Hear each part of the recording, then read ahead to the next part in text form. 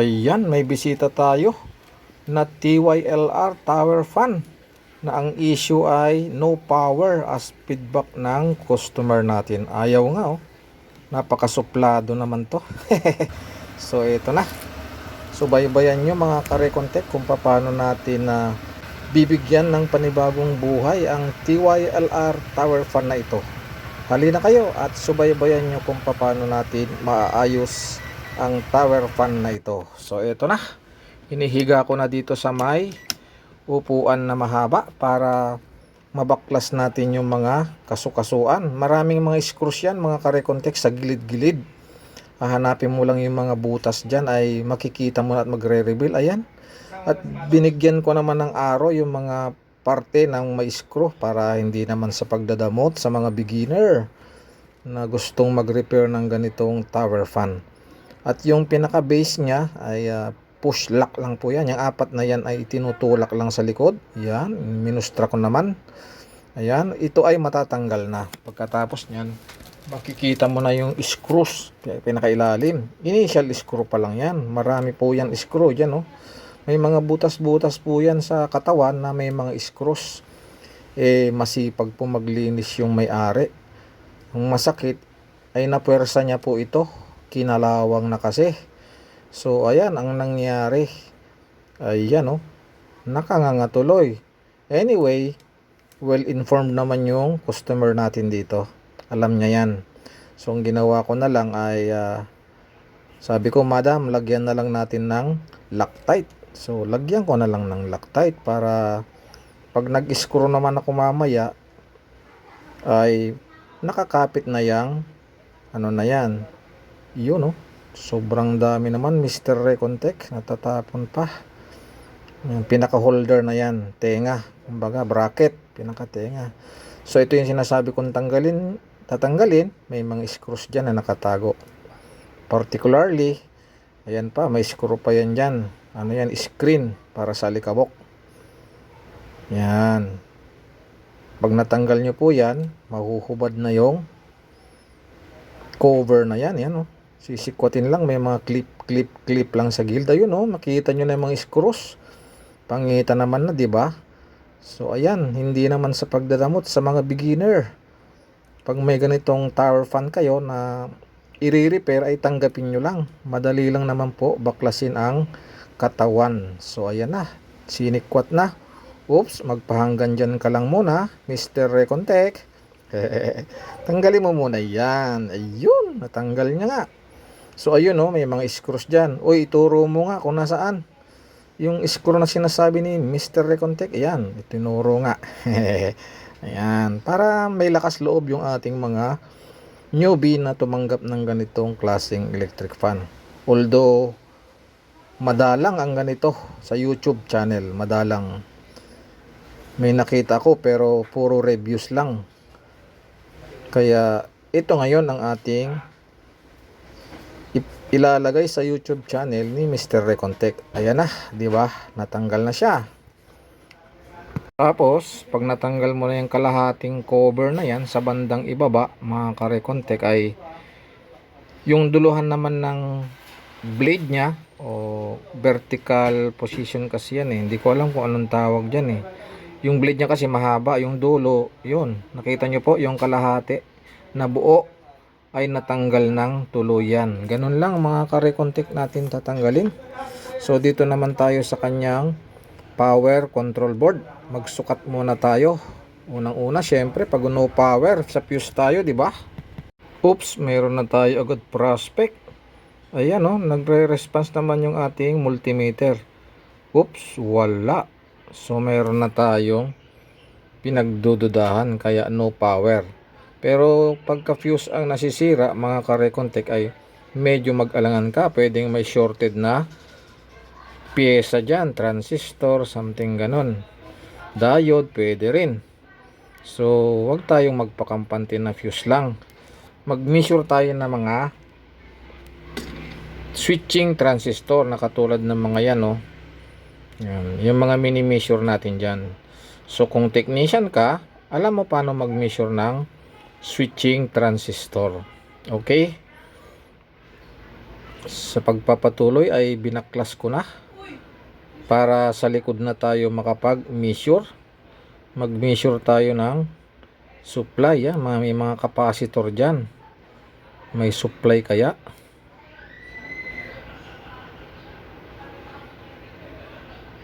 Yung mga diode din, pwede natin i-measure yan. Through diode test. Walang response yun. Buti pa tong isa, mayroon 0.4.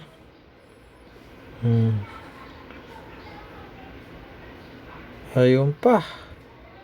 Sundutin mo ng maayos. Mayroon na. Bakit kanina wala? Kasi may balot po yung fuse na transparent na plastic. Ayan, nakasaksak na yan. Mayroon tayong 106 100 something volts na nami-measure. Pero pagdating dito 2.0, ano yun, 1.9 volts. Dito pa lang medyo magduda ka na. Bakit mababa ang pagtawid? Capacitor yan. Yan ang tama, 328. Ano kaya nangyari kanina? Yan, 328 mayroon. Dito sa kabilang capacitor 1.9 lang. Ano sa palagay nyo mga ka-Recontech? Medyo kaduda-duda yun Parang walang tumawid na supply. 1.8 lang. Ang kailangan natin dyan ay 5 volts. Papunta ng regulator. Sa kabila mayroon naman 300 something. Pagdating dito 1.8 volts. So ito na. Medyo yan ang ating focus. Ang nakita natin dyan ay may open na resistor. Tanggalin natin. Ang value ng resistor ay 100 ohms na 1 watt. 1 watt. So ayan. Ating tatanggalin. Wala tayong focus dito. I-share natin kung anong mayroon tayong makikita na problema para kayo man din mga ka-Recontech ay makakapag-repair ng ganitong tower fan. TYLR tower fan. So ayan, malapit nang matanggal. So ayun, natanggal na nga. Nahulog na tuloy. Ngayon, i-measure natin na naka-off sa kanyang board para sure tayo. Kahit resistance check, kahit continuity check, kung mababa po yung resistance ng isang resistor, 100 ohms ganyan, makukuha natin yan sa continuity check. Mayroon dapat continuity. So ito ay yung tumawid na galing sa 320 volts kanina. Ayan, 320 volts. Pagdating dito ay 1.9 na lang. Napansin nyo ba? Doon sa unahan ng ating video. So sukatin natin yung resistor. Asan na yon? Ito. Sukatin natin via resistance or via continuity. Tingnan natin kung may mami-measure tayo. Ayan. Pwedeng continuity. Pwede rin yan. Pwedeng resistance measurement. Resistance. Oops, wala. Wala. Walang response. Over the limit lang. Wala daw. So, yan. Baliktarin mo pa. Ganun pa rin. Walang response. Sampulan nga natin, Mr. Recontech, ng bago nating parts dyan. Ito, mayroon tayong 100 na 1 watt din. Oops! 99.2 ohms. Kita mo yun? Kita? Yan ang mayroong value. So, yung isa ay open na. So, ating ikakabit ito. And then, right after that, ay magmi-measure ulit tayo. Okay, abangan. Huwag kayong mainip. Kapanapanabik. Huwag natin tarantahin si Mr. Recontech sa kanyang paglalagay ng resistor. Ayan, i-wait lang natin mga viewers at mga newbie na nanonood ngayon sa Recontech channel. Alam ko na inaabang-abangan nyo na tong mga parts na to. Kasi nahuli na natin yung mababa ang supply. Bakit kaya mababa? Dahil yung kanyang resistor ay wala na tayong na-measure na resistance or open, kumbaga open. So ayan, nahinang na. Ihinang mo na, Mr. Recontech. Hindi na kami makapag-antay sa kanyang resulta. Ayan. Yun, pwede na daw. So mag-measure na tayo ulit. Kanina ay mayroon tayong 320 dun sa unang kapasitor. At dun sa kabila, pagtawid ng resistor ay 1.9. So respect to ground. Tapos dito, mayroon yan 300 something. O yan, 300. Tapos dito ay, yun, 301. Ayan, mayroon na mga ka-Recontech. So mayroon na nga. Yahoo! Mayroon na. Ipapatuloy natin yung troubleshooting dito. Last time, dahil pag nagsusukat tayo dito, ito yung input niya na AC. Ito, yung isang line. Yan yun, isang line na yan. Tapos yung kabilang line, line 2, ito nagpunta doon sa taas. Yan, ito yun. Para doon sa mga transistor na switching transistor. Ngayon, kapag nagsusukat tayo dito, ito sa second line, kasi ito ceramic resistor ang nakalagay dyan mga ka-Recontech. Tapos merong diode dito, diode ito. Pagdating dito may supply pa. Pagdating dito sa capacitor may supply pa. Nasa 320 volts DC yung na-measure natin last time. Check natin ulit ngayon. So pagdating dito wala na, dead set na siya. So nakita natin yung problema dito ay gawa nung resistor na 100 ohms 1 watt. So nagpalit tayo ng resistor 1 watt. Tignan nyo yung yung multimeter natin Yan, ito yon. Tumawid na siya dyan.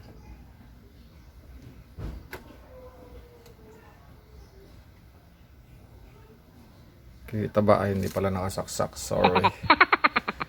Hindi pala nakasaksak. Nakasaksak na.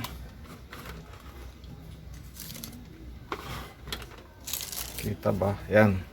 Tapos, sukatin natin dito after nung resistor na pinalitan natin. So, ito yun. Tingnan nyo yung multimeter natin.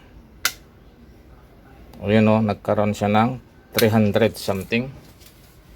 Kung napansin nyo yun, di mayroon na. Nakatawid na siya, 300 something. Kaso, nung nagka-supply na yan, meron naman tayo dito sa regulator na 7905. Nakarating na siya doon. Actually, ito na yun dapat. Itong line na to. Dito na lang tayo sumukat dyan. Yan, regulator na yan. Sukatin natin yan ngayon. Kung anong maging supply. Kasi ito negative. Kung trace natin, negative yan ng capacitor. So, negative. Tapos, may tumawid lang dito na resistor yan. Susukatin natin dito. Yan. Kung ano yung supply na pumunta sa. Susukatin naman natin yung supply ng regulator na 7905. So ito yung input niya, ito yung ground. Yan. Yan, sukatin natin kung ano yung mami-measure. Yan. 4.6 negative. Negative, di ba? Kaso malikot. Yung supply natin malikot. Ayan 3, 4, 4.93. Yan. Pabago-bago yung measurement na nakukuha natin. So hindi siya stable. Naisip ko na palitan yung regulator na 7905. So dumating naman na yung order natin na regulator 7905 bago. Ang order natin na regulator na 7905 dumating na. To 7905 yan. Ayan, 7905. Ito yung ipapalit natin ngayon. Tapos titingnan natin kung magpo-fluctuate pa rin yung supply niya. Yan. Pero sa ngayon na nagpa-fluctuate siya, maririnig natin yung beeping kapag inilagay natin yung controllers. Ito, ilalagay natin yung controller. Ito. Yan. Yan, ilagay ko na, di ba? Yan, ilagay ko na.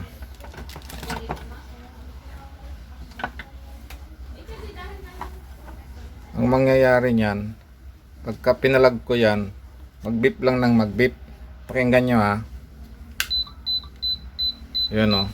Kasi, hindi stable yung kanyang supply. So, ang gagawin natin, palitan natin tong regulator na ito. Yan. Para makita natin kung bakit siya unstable. After natin mapalitan, sukatan natin ulit. Yung resistor na sinasabi ko, ayan, katabi ng MOSFET. Dalawang kapasitor na wait lang. Sorry, malikot. Ito yung resistor na sinasabi ko sa inyo na pinalitan ko na open. Yan. Open. So, nung napalitan na natin yan, meron na tayong nasusukat na supply dito. Kaso, pagdating dito sa regulator, dito, fluctuating yung ating output. O kahit yung input pa lang, fluctuating na. So, may suspect ako na leaky itong power regulator na ito. So, papalitan ko yan. Wait nyo lang kung ano ang magiging resulta.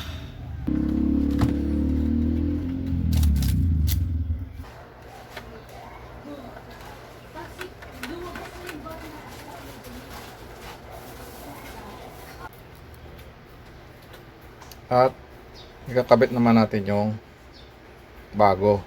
Ayan. Tingnan natin kung anong improvement pagkailagay natin.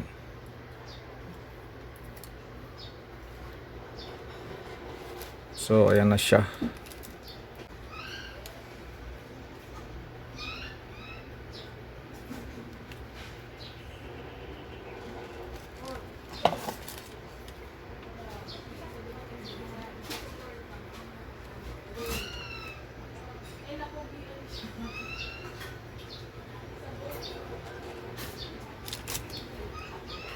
Ayan na, nakalagay na dyan.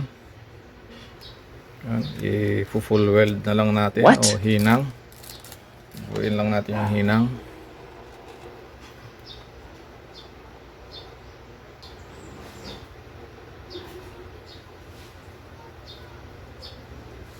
Yun, tapos na.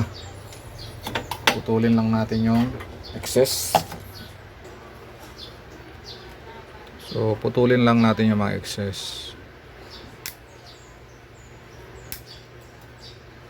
Yan, putol na. Tapos, verify lang natin kung shorted ba siya o ano, malinis ba yung hinang. So far ay malinis naman. So, time na ulit para mag-measure. So, ayan, naka-DC pa rin tayo ngayon. Susukatin natin ulit after natin magpalit ng regulator. Doon pa rin sa input. Ito, input gitna. Tapos, ang ground niya ay dito. Ayan. Tingnan natin kung anong mami-measure natin. Power on. Ulit tayo. Yan. Kita ba doon? Measure tayo ulit. Ready. Yan. Meron tayong 12 stable. Ayun. Stable na oh. Bakit stable na siya? Sukatin naman natin yung out niya ngayon. Yung pin 3. Pin 3. So dito yun. Pin 3 niya. Ito pin 3. With respect to ground pa rin. Yan, pin 3. Ano naman ang may measure natin dito? Rate ay. Uh-oh. Nadulas. Yan, with respect to output na 3. Sa pin 3 ng regulator. Ayan, power on. Ayan, 4.9. Stable. stable na siya, negative 4.9 nearest to 5. Yan yung kailangan natin na value. Okay, ready naman tayo ngayon. Mukhang tumama yung ating prospect, yung regulator ang sira. So ilalagay na natin yung controller circuit. Ito yon, controller dito. Tingnan natin kung magbibip. Ayan, ilagay na. Tapos power on tayo. Yun, nagbip lang ng once. Narinig nyo yung guys. Tingnan natin. Nagbip siya ng once. So dito yon, controller na sinasabi ko. Nagbip na siya ng once. Nung stable na yung voltahe natin sa output regulator. So testing natin ulit para makita natin. Yon, nagbip na siya. Pwede natin power on siguro dito. Yun oh, meron na siya oh. Nabuhay na, di ba? Alright. Mamaya buuin muna natin. So habang sinasauli natin yung mga parts, i-shout out muna natin yung may-ari ng TYLR tower fan na ito, si Engineer Jeya Gonzales ng San Pedro, Laguna. Hello po ma'am. Buuin ko lang, then later ipapakita ko sa inyo kung nag-work na ba siya. At the same time, nagpalit na rin tayo ng capacitor dito kasi yung capacitor niya ay naluma, is 1,500 dapat ang mami-measure natin, ay nasa 600 na lang. So nagpalit na tayo. Ito yung original na nakakabit. So ayan, dahil nabuo na natin pag-assemble, pagbubuo naman mga karekontek ay hindi naman natin kailangan subaybayan pa yung pagbabalik. Kasi kung paano mo lang din naman yan binaklas, tatandaan mo na lang para yung pagbabalik ay madali lang. So nagkaroon na tayo ng stable na output kanina at tumunog na rin, nag-initialize dito kanina. Kaya ayan, sinaksak na natin. Saan na nga ba? Ayun, nakasaksak na oh. Ayan, nakasaksak na dyan. Okay, tingnan natin yung kanyang yung kanyang display. Power on. Yun, ito, gamitin muna natin yung remote. Power on. Ayun, nag-power on naman using ng remote. Change ng speed. Yun, lumipat. Number 3. Oops, pahiya pa tayo. Number 3. Yun, lumipat number 3. Ayaw mag-swing. Swing natin. Swing. Yun, nag-swing na. Gumalaw. Tapos eco mode. Yun, kung mayroon kayong comment at gustong itanong ay pwede kayong mag-comment sa ating YouTube channel para masagot ko ang inyong katanungan. Salamat sa suporta na patuloy kayong nagsusubscribe sa Recontech channel. Itong modelo na ito ng tower electric fan ay bibihira po. Ito po yung kanyang remote at i-check up din mamaya. TYLR na tower. Pero ang issue po talaga nito ay wala pong power. Walang power. So hanggang sa muli mga ka-Recontech. Bye bye everyone.